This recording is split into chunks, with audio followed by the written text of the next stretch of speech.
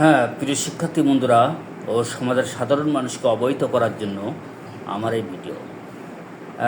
বিশেষ করে ঈদ এখনও চলমান, যে কারণে আমি কিন্তু নিয়মিত ভিডিও দিতে পারছি না। তো আজকে একটি আরোগ্যকারী ফলো আপ কেস শেয়ারের মাধ্যমেই আমি আমার ভিডিও দেওয়া শুরু করছি।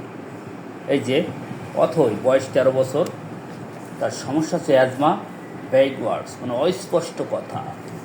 তো ও এসেছিল 1/7/25 তারিখে। আমি কেসটা কিন্তু সুন্দর করে নিয়ে নিয়েছিলাম।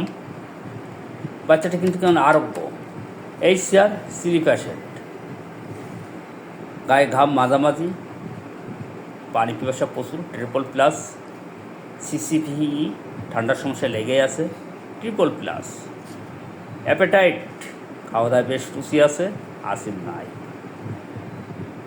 DF, desire for food, sweet, egg, aversion, fruit, mind, cowardice, irritable, timid, পোকাশুকা, মানে উত্তেজনা প্রবণ, ভীরু, লাজুক, স্পিচ, স্লো, ইনটলেট, অলস, ল্যাক অফ সোশ্যাল স্কিল, সমাজে মিশতে পারে না, ইনঅ্যাটেন্টিভ, অমনোযোগী, fear of darkness, fear of men, damp weather, সামান্য ভেজা আবহাওয়ায় তার অবস্থা কিন্তু খারাপ হয়ে যায়।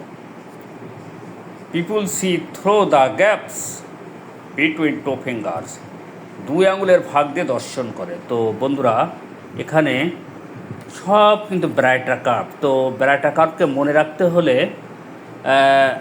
এই স্ট্রং সিমটম কিন্তু এখানে সবই স্ট্রং সিমটম। সিলি প্যাশেন্ট, ঠান্ডার সমস্যা লেগেই থাকে, sweet egg, aversion fruit, cowardice, irritable, timid, speech slow, indolent, lack of social skill, inattentive, এগুলো সব পিকুলার সিমটম বলা যায়। Fear of darkness, fear of men, damp weather, people see through the gaps between 2 fingers. তবে brighter কার্ভের শিশুরা দেখবেন, যদি কোনো বাড়িতে আত্মীয় আসে কিংবা অপরিচিত লোকজন আসে, তারা কি করে, 2 আঙুলের ভাগ দিয়ে দর্শন করে, মানে মুখটা থাকে, হ্যাঁ, হাতটা চোখের উপরে নিয়ে যেয়ে 2 আঙুলের ভাগ দিয়ে তাকাতে থাকে। এতে করে সে বেশ লজ্জিত থাকে বলা যায়। সো এটা হচ্ছে ব্রাইটার কার্ভের পিকুলার সিমটম বলা যায়। তো আমি দিয়েছিলাম ব্রাইটার কার্ভ 1M, 1/7/25, তার 1 মাস পরে আবারও ব্রাইটার কার্ভ, একই শক্তি 10 ঝাঁকি দিয়ে 1 মাস পর, তার 2 মাস পরে ব্রাইটার কার্ভ 10M, যেহেতু উন্নতি, তারপরে প্লাসিবো। এইভাবে এই বাচ্চাটিকে প্রায় 6 থেকে 7 মাস ট্রিটমেন্ট করার পর সম্পূর্ণ সুস্থ। তবে যেটুকু লক্ষ্য করলাম, বাচ্চাটি কিন্তু টিউবারকুলার দোষে দূষিত ছিল। সো তাকে আরও বেশ কিছুদিন ধাতুগত ট্রিটমেন্ট করা উচিত ছিল। ধন্যবাদ।